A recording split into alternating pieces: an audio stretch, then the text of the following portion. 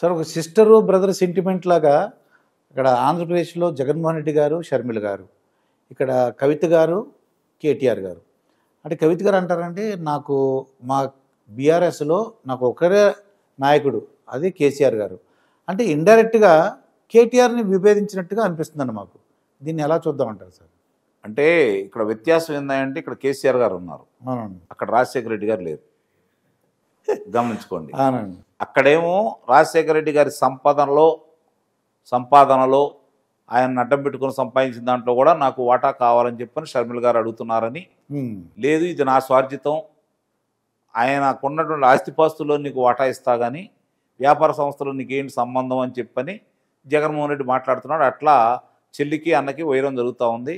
దానికంటే కూడా అక్కడ ఇప్పుడు ఆమె కాంగ్రెస్ పార్టీ అధ్యక్షురాలు అయిన తర్వాత వాళ్ళ అధికారంలో ఉన్నప్పుడు ఆయన విమర్శించింది జగన్మోహన్ రెడ్డిని, ఇప్పుడు కూడా ఆయన్నే విమర్శిస్తూ ముందుకెళ్తా ఉంది. ఎందుకంటే ఆమెతో పాటు రాష్ట్రానికి కూడా అన్యాయం జరిగిందని చెప్పి అట్లానే భారతీయ జనతా పార్టీని విమర్శిస్తుంది, తెలుగుదేశం పార్టీని కొన్ని విషయాలు విమర్శించుకుంటూ ముందుకెళ్తా ఉంది.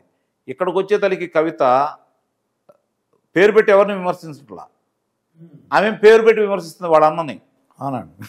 వ్యత్యాసం ఇక్కడ పేరు పెట్టి విమర్శించట్లేదు, మా నాయనే నాయకుడు అంటుంది, నాయనేమో నా కూతురే వారసురాలా అని అంటలా. ఇక్కడ గమనించుకోవాల్సిన అంశం. మళ్ళీ వాళ్ళ అన్నను కానీ వాళ్ళ మా బావను కానీ ఎవరిని ఒక మాట కూడా అంటలా.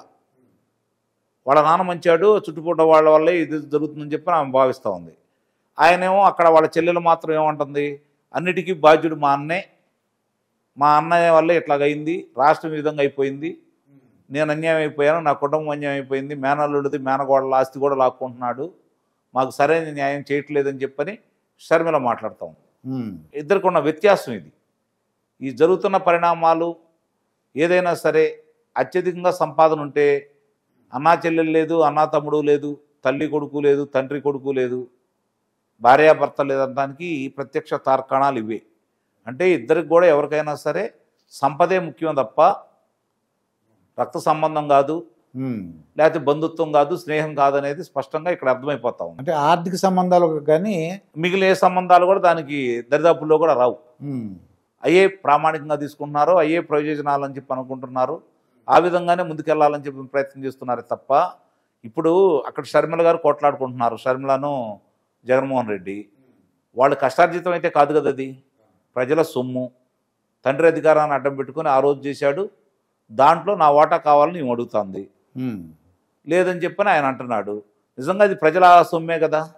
2004 ఎన్నికల ముందు రాజశేఖర రెడ్డి యొక్క ఎన్నికల సమర్పించిన దాంట్లో ఆయన ఆస్తుపాస్తుల వివరాలు ఏంటి, ఎఫిడవిట్లో ఇప్పుడు వీళ్ళు కొట్లాడుకుంటున్నటువంటి ఆస్తుల వివరాలు ఏంటి, ఈ రెండు పక్క పక్కన పెడితే తెలుస్తుంది కదా. 5 సంవత్సరాల్లో 2004కి 2009కి 2009కి దాన్ని బట్టి అర్థమవుతుంది కదా ఏ విధంగా ఏ వ్యాపారాలు చేశారో మన అందరికీ తెలుసు.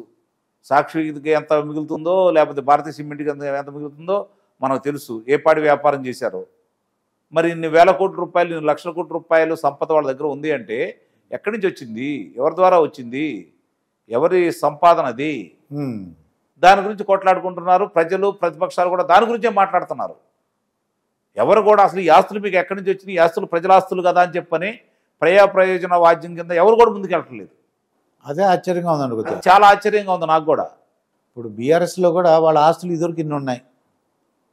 అసలు దుర్గాప్రసాద్ గారు రాజకీయాల్లోకి వచ్చిన తర్వాత కింద స్థాయి నుంచి ఏదో గ్రామ పంచాయతీల్లో తప్ప, ఎందుకంటే గ్రామ పంచాయతీల్లో పరువు కోసం కొట్లాడుకుంటారు. పంచాయతీలో ఎంత డబ్బులు వస్తాయి దానికంటే కూడా పరువు కోసం ఎంత ఖర్చు పెట్టుకుంటూ ఉంటారు. అక్కడికి వచ్చే సంపాదన తక్కువగానే ఉంటుంది. ఆ స్థాయి నుంచి తీసేస్తే నగరాల్లో కనుక మీరు చూసుకుంటూ ఉంటే, ఇప్పుడు నగరాల్లోకి వచ్చేతలకి కార్పొరేటర్లు, కౌన్సిలర్లు, వాళ్ళు రాజకీయాలు వచ్చినప్పుడు పరిస్థితి ఏంటి, నేను ఏ పార్టీని అంటలేదు, అన్ని పార్టీల్లో కొంత ఎక్కువ కొంత తక్కువ, వాళ్ళు రాజకీయంగా చేసుకుంటూ మామూలుగా శాసనసభ్యుడి కంటే ఎక్కువగా వాహనాల మీద తిరుగుతా, వాళ్ళ వెంకమాల వాళ్ళ అనుచరులు వాహనాలతో తిరుగుతా, ఇంత అంగు ఆర్భాటాలు చేసుకుంటూ తిరుగుతూ ఉంటే వాళ్ళు ఎవరెవరు ఎంత ఆస్తులతో ఉన్నారు, ప్రారంభంలో ఏంటి, ఇప్పుడు ఏ పరిస్థితి ఏంటి, శాసనసభ్యుల పరిస్థితి ఏంటి, రాజకీయ నాయకుల పరిస్థితి ఏంటి, మంత్రుల పరిస్థితి ఏంటి, ఒకసారి బేరీజ్ వేయండి, మనకే కళ్ళ ముందు కనపడతానే ఉంటాయి. ఇది కదా దౌర్భాగ్యం. భారతదేశం ఎక్కడో లేదండి, సంపద అంతా ఈడ దగ్గరే ఉంది. ఉమ్, నిజంగా ఉద్యోగస్తులు, వీళ్ళు, పోలీసులు, న్యాయ వ్యవస్థలో కొంత భాగం వాళ్ళ దగ్గరే ప్రజల డబ్బంతా ఉంది. వ్యాపారస్తుల్లో కొంత వాళ్ళు ఏంటంటే వాళ్ళ డబ్బులు పెట్టుబడి పెడతారు, వాళ్ళకున్న అవకాశాలకి రాజకీయ నాయకులకు ఇవ్వాల్సింది ఇచ్చేసి వాళ్ళు సంపాదించుకుంటూ ఉంటారు. ఉమ్, వాళ్ళు సంపాదించుకొని వీళ్ళు సంపాదించుకొని ఎవరి ధనం ఇదంతా? ప్రజలదే కదా. దీని గురించి ఎవరు కూడా ఎందుకు ముందుకొచ్చి స్పందించట్లేదు? ఇలాంటి అవినీతి పరుల్ని ఏ రాజకీయ పార్టీ అయినా వాడు ఈడనేది తీసి పక్కన పడేసేయండి. ఉమ్, ఏ రాజకీయ పార్టీ అయినా సరే ఇలాంటి వాళ్ళకి ప్రాతినిధ్యం వహించే విధంగా వాళ్ళని ముందుకు తీసుకొచ్చినప్పుడు నిస్సందేహంగా ఓడించగలిగినప్పుడే ప్రక్షాళన అనేది మొదలవుతుంది. ఎవరైనా కావచ్చు అది. ఇక్కడ జరుగుతున్న పరిణామాలు ఏంటంటే అలాంటి వాళ్ళ మనం కూడా ప్రోత్సహిస్తున్నాం కాబట్టి వాళ్ళు ఇష్టారాజ్యంగా ఈ విధంగా మన ధనాన్ని, మన ఆస్తుల్ని, మన సంపదని, మన అభివృద్ధిని దోచుకొని వాళ్ళు పెద్దవాళ్ళు అవుతున్నారు. మననే కుదేలను చేస్తున్నారు, అప్పులు మొత్తం మన నెత్తినేస్తున్నారు. ఉమ్, అవునండి. జరుగుతుంది అదే కదా. దీన్ని మార్చాలి అంటే ప్రజలు మార్చాల్సింది తప్ప వీళ్ళు మార్చరు. ఎందుకంటే వాళ్లే కదా వాళ్ళు మార్చాలని కానీ ప్రయత్నం చేస్తారనుకుంటే మనది పిచ్చి పొరపాటు అవుతుంది. మనకంటే అవివేకులు అయితే ఎవరు ఉండరు.